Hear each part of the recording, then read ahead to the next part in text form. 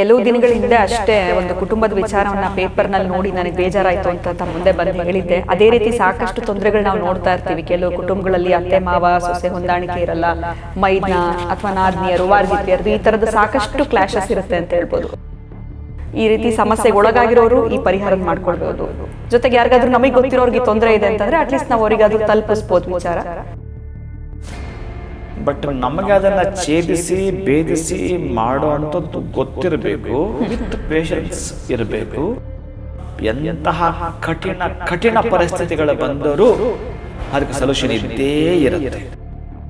5 ಬತ್ತಿಗಳನ್ನು ಇಳಿ ಬಿಡಬೇಕು. ನೀವೇ ಉದ್ದ ಮಾಡಿದಿರಿ 7 ಇಂಚು ಮೇಲ್ಪಟ್ಟು ಕೂಡ ಇದ್ರೂ ಅಭ್ಯಂತರ ಇಲ್ಲ, ಮಿನಿಮಮ್ 7 ಇಂಚು ಮಾಡಿಕೊಡಿ. ಅತ್ತೆಯಿಂದ ಬಳಲ್ತಾ ಇದ್ದೀರೋ, ಮಾವನಿಂದ ಬಳಲ್ತಾ ಇದ್ದೀರೋ, ನಾದಿನಿ ಮೈದನ ಅಂತ ಈ ಕೆಲಸಕ್ಕೆ ಬರೆದವರು ಇವರಿಬ್ಬರು ಪ್ಲಸ್ ಇನ್ಯಾರಾದ್ರು ಇದ್ದರೆ ಆ ಲೆಕ್ಕದಲ್ಲಿ ಸೇರಿಸಿ ಬೇವಿನ ಎಣ್ಣೆಯಿಂದ ಒಂದು ದೀಪವನ್ನ ಬೆಳಗಬೇಕು. ಎಲ್ಲಾದ್ರೂ ನಿರ್ಜನ ಪ್ರದೇಶದಲ್ಲಾದ್ರೂ ಮಾಡಿ ಅಥವಾ ಮನೆಯಲ್ಲಾದ್ರೂ ಮಾಡಿ, ಯಾರೂ ಇದರಲ್ಲಿ ಭಾಗಿಯಾಗಬಾರದು. ನಮಸ್ಕಾರ, ಶುಭೋದಯ ಪ್ರೀತಿಯ ವೀಕ್ಷಕರೆಲ್ಲರಿಗೂ ಸಂಕಲ್ಪ ಸುದ್ದಿ ಕಾರ್ಯಕ್ರಮಕ್ಕೆ ಆತ್ಮೀಯ ಪ್ರೀತಿಯ ಸ್ವಾಗತ ಹೇಳ್ತಾ ಇರೋದು ನಾನು ಅನುಷಾ. ಮೊದಲನೇ ಬಾರಿ ಚಾನಲ್ ವೀಕ್ಷಿಸ್ತಿದ್ದೀರಾ ಅಂತಂದರೆ ಈಗ ನಮ್ಮ ಚಾನಲ್ನ ಸಬ್ಸ್ಕ್ರೈಬ್ ಮಾಡಿ, ನಮ್ಮ ವಿಡಿಯೋಸ್ನ ಲೈಕ್ ಮಾಡಿ. ಇನ್ನು ಪ್ರತಿಯೊಂದು ವಿಡಿಯೋಸಲ್ಲಿ ಕೂಡ ಸಾಕಷ್ಟು ಉಪಯುಕ್ತವಾಗಿರುವಂಥ ವಿಚಾರಗಳು, ವೇದ, ಶಾಸ್ತ್ರ, ಪುರಾಣ, ಜ್ಯೋತಿಷ್ಯ, ಇನ್ನು ಸಾಮಾನ್ಯವಾಗಿ ನಮಗೆ ಬರ್ತಾ ಇರುವಂಥ ಒಂದು ಸಮಸ್ಯೆಗಳಿಗೆ ಹೇಗೆ ನಾವು ಸರಳವಾಗಿ ರೆಮಿಡೀಸ್ನ ಮಾಡ್ಕೊಳ್ಬೇಕಾಗತ್ತೆ, ಇದೇ ರೀತಿ ಹಲವಾರು ವಿಚಾರಗಳನ್ನ ಪ್ರತಿಯೊಂದು ವಿಡಿಯೋಸ್ನಲ್ಲಿ ಕೂಡ ತಿಳಿಸ್ಕೊಡುವಂಥ ಸ್ಪಿರಿಚುವಲ್ ಗುರು ಡಾಕ್ಟರ್ ದತ್ತಾ ಗುರುಜಿ ಅವರಿದ್ದಾರೆ. ಬನ್ನಿ ಗುರುಗಳನ್ನ ಇವತ್ತಿನ ಕಾರ್ಯಕ್ರಮಕ್ಕೆ ನಾವು ಬರಮಾಡ್ಕೊಳ್ಳೋಣ. ನಮಸ್ತೆ ಗುರುಗಳೇ, ಕಾರ್ಯಕ್ರಮಕ್ಕೆ ಆತ್ಮೀಯ ಸ್ವಾಗತ. ಒಳ್ಳೆದಾಗಲಿ ಅಮ್ಮ. ಗುರುಗಳೇ, ಕೆಲವು ದಿನಗಳ ಹಿಂದೆ ಅಷ್ಟೇ ಒಂದು ಕುಟುಂಬದ ವಿಚಾರವನ್ನ ಪೇಪರ್ನಲ್ಲಿ ನೋಡಿ ನನಗೆ ಬೇಜಾರಾಯಿತು ಅಂತ ಮುಂದೆ ಬಂದು ಹೇಳಿದ್ದೆ. ಅದೇ ರೀತಿ ಸಾಕಷ್ಟು ತೊಂದರೆಗಳು ನಾವು ನೋಡ್ತಾ ಇರ್ತೀವಿ. ಕೆಲವು ಕುಟುಂಬಗಳಲ್ಲಿ ಅತ್ತೆ ಮಾವ ಸೊಸೆ ಹೊಂದಾಣಿಕೆ ಇರಲ್ಲ, ಮೈದ್ನ ಅಥವಾ ನಾದ್ನಿಯರು ವಾರ್ಗಿತಿಯರು ಈ ಥರದ ಸಾಕಷ್ಟು ಕ್ಲಾಶಸ್ ಇರುತ್ತೆ ಅಂತ ಹೇಳ್ಬೋದು.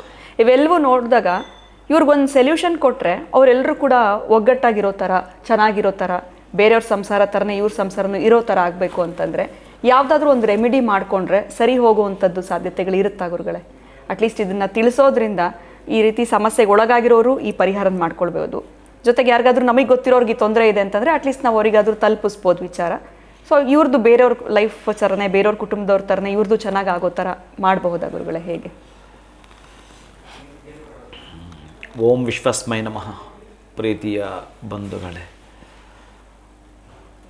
ಮೋಸ್ಟ್ಲಿ ನಾವು ಮಾಡಿದ್ದೇವೆ, ಹೇಳಿದ್ದೀವಿ ಇದನ್ನು ಯಾವುದಾದ್ರೂ ಎಪಿಸೋಡಲ್ಲಿ? ಇಲ್ಲ ಗುರುಗಳೇ, ಅಂದರೆ ಈ ತೊಂದರೆ ವಿಚಾರವಾಗಿ ಆ ರೀತಿ ಮಾಡಬಾರ್ದಾಗಿತ್ತು, ತಾಳ್ಮೆಯಿಂದ ಇರಬೇಕಾಗಿತ್ತು ಅನ್ನೋದನ್ನ ನಾವು ತಿಳ್ಕೊಂಡ್ವಿ ಅವತ್ತು. ಅಂದರೆ ದಿನದಲ್ಲಿ ಒಂದು 7 ಸೆಕೆಂಡು ನಮಗೆ ಬ್ಯಾಡ್ ಟೈಮ್ ಇರುತ್ತೆ, ಅದನ್ನು ನಾವು ಅಟ್ಲೀಸ್ಟ್ ಬದಲಾಯಿಸ್ಕೊಂಡಿದ್ರೆ ಸರಿ ಹೋಗ್ತಿತ್ತು ಅಂತ. ಈಗ ಈ ಕುಟುಂಬನೇ ಸರಿ ಮಾಡ್ಕೊಳ್ಳೋ ಥರ ಏನಾದರೂ ಪರಿಹಾರ ಮಾಡಿಕೊಂಡ್ರೆ ಮುಂದೆ ಸಾಗ್ಬೋದು ಜೀವನ ಅಂತ? ಖಂಡಿತ ಇದೆ. ಪ್ರತಿಯೊಂದಕ್ಕೂ ಅದೇ ಹೇಳೋದು, ಸಮಸ್ಯೆ ಏನು ಉಟ್ಕೊಳ್ತೋ ಅದರ ಹಿಂದೆನೇ ಪರಿಹಾರ ಉಟ್ಕೊಂಡಿರುತ್ತೆ. ಬಟ್ ನಮಗೆ ಅದನ್ನು ಛೇದಿಸಿ ಭೇದಿಸಿ ಮಾಡೋ ಅಂಥದ್ದು ಗೊತ್ತಿರಬೇಕು, ವಿತ್ ಪೇಷನ್ಸ್ ಇರಬೇಕು. ಮಾಡ್ಕೊಳ್ಳೋಕ್ಕೆ ಸಾಧ್ಯ ಇದೆ. ಒಂದೇ ಇದಕ್ಕೆ ಪರಿಹಾರ ಅಲ್ಲ. ಎಂತಹ ಕಠಿಣ ಪರಿಸ್ಥಿತಿಗಳು ಬಂದರೂ ಅದಕ್ಕೆ ಸೊಲ್ಯೂಷನ್ ಇದ್ದೇ ಇರುತ್ತೆ. ಅದು ನಿರ್ಧಾರ ತೆಗೆದುಕೊಳ್ಳಬೇಕಾದ್ರೆ ಯಾವಾಗ ಹೇಗೆ ತೆಗೆದುಕೊಳ್ಳಬೇಕು ನಿರ್ಧಾರ ಬೇಕಾಗುತ್ತೆ ನಮಗೆ. ಇಲ್ಲಿ ಈ ಒಳ್ಳೆ ಪ್ರಶ್ನೆ ಕೇಳಿದರೆ ನೀವು, ಇದಕ್ಕೊಂದು ತಾಂತ್ರಿಕ ಪದ್ಧತಿ ಏನು ಹೇಳ್ತಾರೆ ಅಂತಂದರೆ, ಪ್ರೀತಿಯ ಬಂಧುಗಳೇ ಚೆನ್ನಾಗಿ ಕೇಳಿಸ್ಕೋಬೇಕು ನೀವು. ಈ ದೀಪಕ್ಕೆ ಹಾಕ್ತಿರಲ್ಲ ಬತ್ತಿ, ನೀವೇ ಹತ್ತಿಯಿಂದ ಮಾಡಬೇಕು.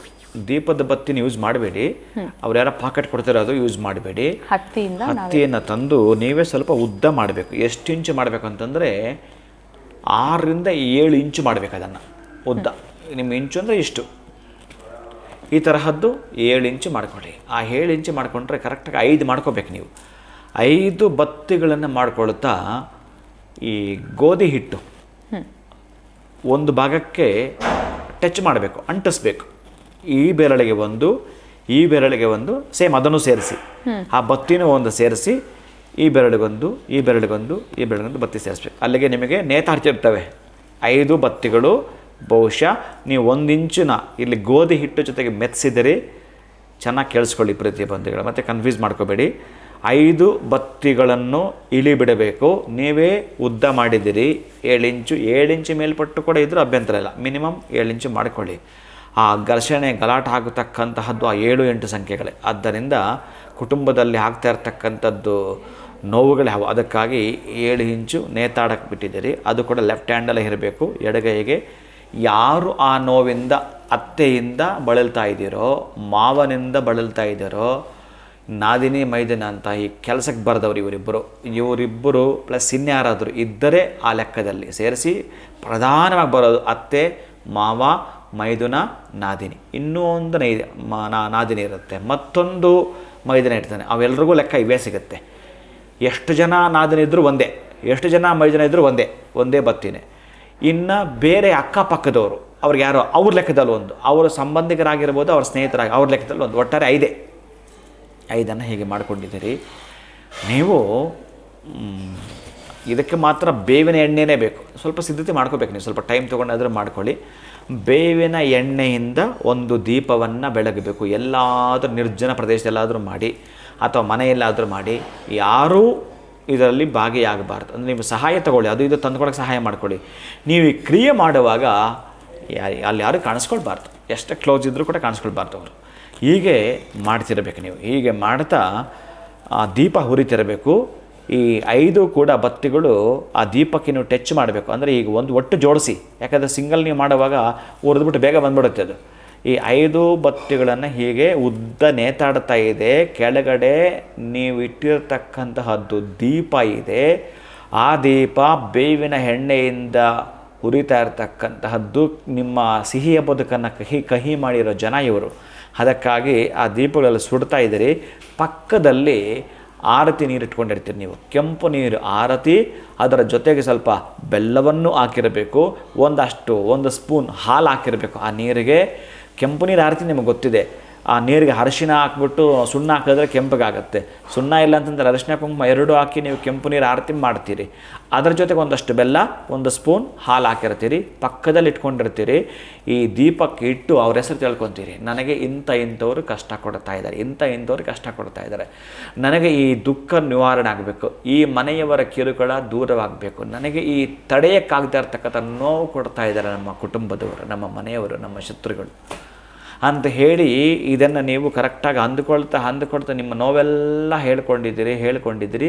ಅದು ಯಾವತ್ತಾದರೂ ಆಗಿರಲಿ ರಾಹುಕಾಲದಲ್ಲೇ ಮಾಡಿ, ಯಾವುದೇ ದಿನ ಆಗಿರಲಿ ರಾಹುಕಾಲದಲ್ಲೇ ಮಾಡಿ. ಯಾವುದೇ ದಿನ ಆಗಿರಲಿ ಒಟ್ಟಾರೆ ರಾಹುಕಾಲವನ್ನು ಆಯ್ಕೆ ಮಾಡಿಕೊಂಡು ಈ ಪದ್ಧತಿಯಲ್ಲಿ ಆ 5 ಬತ್ತಿಗಳನ್ನು ಏಕಕಾಲಕ್ಕೆ ಆ ದೀಪ ಕೆಳಗಡೆ ಇರುತ್ತೆ, ಅದಕ್ಕೆ ಇಡುವಂಥದ್ದು. ಅದು ಹೊತ್ಕೊಂಡು ಹುರಿದು ಬಿಡುತ್ತೆ. ಯಾವಾಗ ಅದು ಹೊತ್ಕೊಂಡು ಹುರಿದು ಬಿಡುತ್ತೋ ತುಂಬ ಬೇಗ ಬರುತ್ತೆ. ಅದು ಮೊದಲೇ ಹತ್ತಿ ಅಲ್ವಾ, ಬೇಗ ಹುರಿದು ಬಿಡೋ ಸಾಧ್ಯ ಇರುತ್ತೆ. ಹಾಗೆ ತಕ್ಷಣ ನೀವು ಅರ್ಧ ಅದು ಸುಡುತ್ತಿದ್ದಂಗೆ ತಕ್ಷಣ ನಿಮ್ಮ ಬೆರಳು ತನಕ ಬರೋಕ್ಕೆ ಬಿಡಬೇಡಿ. ಯಾಕಂದ್ರೆ ನಿಮ್ಮ ಬೆರಳು ತನಕ ನೋವು ಕೊಟ್ಟಿದ್ದಾರೆ ಅವರು, ಮತ್ತು ನಿಮಗೆ ಸಣ್ಣ ಪುಟ್ಟದ್ದು ಅಲ್ಲಿ ಟಚ್ ಆದರೂ ಏನು ತೊಂದರೆ ಇಲ್ಲ, ಆ ನೋವು ನಿವಾರಣೆ ಆಗುವಂಥದ್ದು. ಏನು ಭಯ ಪಡಬೇಕಾಗಿಲ್ಲ. ಅವ್ರು ಕೊಟ್ಟಿರೋ ನೋವುಗಳ ಮಧ್ಯೆ ಇದು ನಿಮಗೇನು ತೊಂದರೆ ಕೊಡಲ್ಲ. ಹೀಗೆ ಮಾಡುತ್ತಾ ತಕ್ಷಣ ಆ ಆರತಿನೊಳಗಡೆ ಈ ಇಷ್ಟು ಬೆರಳನ್ನು ಹೀಗೆ ಹದ್ದು ಬಿಡಬೇಕು. ಆ ಹದ್ದು ಬಿಟ್ಟು ನಾನು ಇಲ್ಲಿಂದ ಹೇಗಿರಬೇಕು, ಈ ಮನೆಯಲ್ಲಿ ರಾಣಿಯಾಗಿರಬೇಕೋ ಅಥವಾ ರಾಜನಾಗಿರಬೇಕೋ, ಈ ಕುಟುಂಬ ನನ್ನ ಸುಪರ್ದಿಗೆ ಬರಬೇಕು, ಇವರು ನಾನು ಹೇಳ್ದಂಗೆ ಕೇಳಬೇಕು ಅಂತ ಮನಸ್ಸಲ್ಲೇ ಹೇಳಿಕೊಂಡು ನಿಧಾನಕ್ಕೆ ಅದನ್ನು ರಿಮೂವ್ ಮಾಡಿ. ನಿಮ್ಮ ಗೋಧಿ ಹಿಟ್ಟು ಜೊತೆಗೆ ಅದನ್ನು ಅಂಟಾಕಿದ್ರಲ್ಲ ಅಷ್ಟು ಬಟ್ಟೆಗಳನ್ನ ನೀವು ಆ ಬಟ್ಟೆಗಳನ್ನು ತೆಗೆದು ಪಕ್ಕಕ್ಕೆ ಹಾಕುವಂಥದ್ದು. ಈ ಕ್ರಿಯೆಯನ್ನು ನೀವು ಯಾವತ್ತು ಮಾಡ್ತೀರೋ ಚೆನ್ನಾಗಿ ತಿಳ್ಕೊಳ್ಳಿ. ಕುಟುಂಬದ ಸಂಖ್ಯೆನೇ 4, ಹಾಗಾಗಿ 4 ಸಲ ಮಾಡಬೇಕಾಗತ್ತೆ. ಅಂದರೆ ಒಂದೇ ತಿಂಗಳಲ್ಲಿ ಅಥವಾ ಒಂದೇ ವಾರದಲ್ಲಿ ಯಾವತ್ತಾದರೂ. ಪಾಪ ಅವ್ರು ಇವತ್ತು ಮಾಡಿರ್ತಾರೆ, ಮತ್ತು ಇದೇ ದಿನ ಅವರಿಗೆ ನೆಕ್ಸ್ಟ್ ಸಿಗದೇ ಇರಬಹುದು. ಒಟ್ಟಾರೆ ಕಂಟಿನ್ಯೂ ಮಾಡ್ತೀರಾ 4 ಡೇಸ್ ಮಾಡಿ, ಅಥವಾ ಆಗಲಿಲ್ವಾ ವಾರಕ್ಕೊಂದ್ಸಲ ಮಾಡಿ, ಯಾವಾಗ ಸಾಧ್ಯ. ಒಟ್ಟಾರೆ ರಾಹುಕಾಲ ಅಂತ ಇರಬೇಕು. ಆ ರಾಹುಕಾಲದಲ್ಲಿ ಈ ಕ್ರಿಯೆಯನ್ನು ಮಾಡಿ ಆ ದುಷ್ಟರನ್ನು ದೂರ ಹಿಡಿ. ಆಮೇಲೆ ಅವರು ಹೆಂಗೆ ಬದಲಾಗ್ತಾರೆ ಗೊತ್ತುಂಟಾ, ಅದು ನಾನು ಹೇಳಬಾರ್ದು ನಿಮಗೆ. ಆದರೂ ಒಂದು ಇಂಟ್ ಕೊಟ್ಟಿರ್ತೀನಿ. ಇಲ್ಲಿ ತನಕ ನೀವು ನೋಡಿರಲ್ಲ, ಅವರಿಗೆ ಆರೋಗ್ಯ ಬರುತ್ತೆ. ಆಮೇಲೆ ಇಲ್ಲಿ ತನಕ ಅವರು ಆ ತೊಂದರೆ ಸಿಕ್ಕಾಕೊಳ್ತಾರೆ. ಆಮೇಲೆ ಇಲ್ಲಿ ತನಕ ನಿಮ್ಮನ್ನು ಬಹುಶಃ ಅಷ್ಟು ಪ್ರೀತಿಸಿರಲ್ಲ, ಟ್ರೈ ಮಾಡ್ತಾರೆ. ನೀವೇನು ಆ ಪ್ರೀತಿಗೆ ಓಲೈಕೆ ಆಗಬೇಡಿ. ಅವರು ಒಂಥರ ಊಸುರುವಳ್ಳಿದ್ದಂಗೆ ಬಣ್ಣಗಳು ಚೇಂಜ್ ಮಾಡ್ತಾರೆ. ಅಂಥವ್ರಿಗೆ ಅವೆಲ್ಲ ಗೊತ್ತಿರ್ತವೆ. ಅದಕ್ಕಾಗಿ ಯಾರೋ ಒಬ್ಬಾಕೆ ಸೊಸೆನ ಗೋಳೊಯ್ಕೊಳ್ತಾಳೆ ಅಂದರೆ ತುಂಬ ಗೋಳೊಯ್ಕೊಳ್ತಾಳೆ.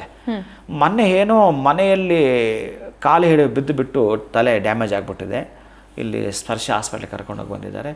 ಆಯ ಮನೆಗೆ ಅವಾಗ ಬ್ರೈನ್ ಟ್ಯೂಮರ್ ಅಂತ ಹೇಳಿದ್ದಾರೆ. ಅದು ಬ್ರೈನ್ ಟ್ಯೂಮರ್ ಅಂತ ಕಾಣಿಸ್ಕೊಂಡಿದ್ದು, ತಲೆ ತಿರುಗಿದ್ದು, ಬಿದ್ದಿದ್ದು ಏನೇನೋ ಹೇಳಿದ್ದಾರೆ. ಬೆಡ್ ರಿಡನ್ ಆಯಮ್ಮ. ಆ ಟೈಮಲ್ಲಿ ಮಾತ್ರ ಸೊಸೆನ ಮುದ್ದಾಡೋದೇನು, ಅಮ್ಮ ನೀನೇ ಇಲ್ಲಂದ್ರೆ ಏನಮ್ಮ ನನ್ನ ಗತಿ ಏನಮ್ಮ, ಮಕ್ಳು ಯಾರೂ ಬರಲಿಲ್ಲ, ನನ್ನ ಮಗಳು ನೋಡೋಕೆ ಬರಲಿಲ್ಲ, ನೀನು ಇಲ್ಲಾಂದ್ರೆ ನನ್ನ ಕತೆ ಏನಮ್ಮ, ಇಷ್ಟೆಲ್ಲ ಹೇಳಿ ನಮ್ಮ ಅತ್ತೆ ಎಷ್ಟು ಒಳ್ಳೆಯವರಾಗ್ಬಿಟ್ರು ಸ್ವಾಮಿ, ಎಷ್ಟು ಒಳ್ಳೆಯವರಾಗ್ಬಿಟ್ರು ಸ್ವಾಮಿ. ಮತ್ತೆ ವಾಸಿ ಆಗಲ್ಲ ಅಂದ್ಕೊಂಡಿದ್ರದು, ವಾಸಿ ಆಗೋಯ್ತು.